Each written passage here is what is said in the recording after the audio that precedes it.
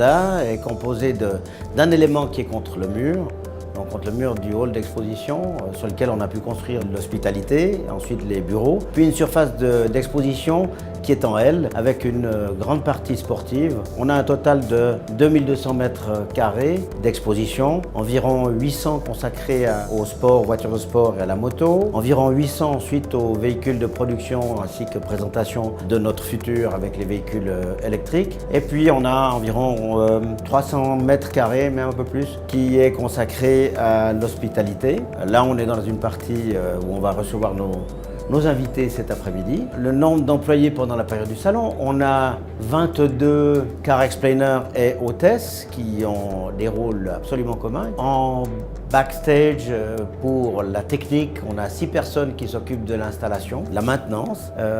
Au niveau des nettoyages, 6 personnes le matin, 4 en permanence la journée. Pour l'entretien des voitures, c'est-à-dire que les voitures sont quelquefois un peu sollicitées, on a une équipe de 4 carrossiers mécaniciens qui viennent aussi chaque matin. Ce n'est pas des réparations, mais quelquefois il y a des pièces qui peuvent être ou arrachées ou abîmées. C'est rare, mais ça arrive. Je dois dire que dans les dernières années, on a vu une diminution des dégradations des voitures. Je pense que les visiteurs sont assez raisonnables, très raisonnables. Mais enfin, il s'agit quand même de faire un contrôle chaque matin sur tous les véhicules. La construction se passe d'abord en 2 phases. Il y a une première phase qui est l'installation des luminaires, que l'on doit le faire avant toute construction. Ça, c'est un gros morceau. Ça démarre au mois de janvier, déjà. Grand nombre de luminaires qui sont ensuite montés au-dessus de l'opérationnel. Puis ensuite, sur la construction, elle commence environ 3 semaines avant le démarrage. Là, on commence véritablement la construction sur site. Bon, il faut dire que les éléments sont déjà préparés d'abord en atelier, bien en amont, qui fait que la planification, si vous voulez, la mise en œuvre des plans se font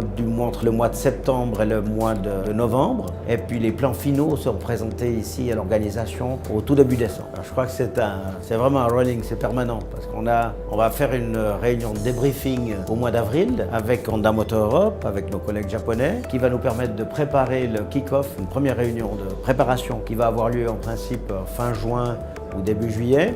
Sur ces bases-là, ensuite, l'agence créatrice va soumettre des propositions. On les revoit au mois de septembre et ensuite on présente les principaux sujets à la direction. Il y a des choix et des orientations qui sont faites. Et puis on travaille sur les plans pour être terminé, avoir des plans terminés à fin novembre, comme je l'ai dit. Voilà.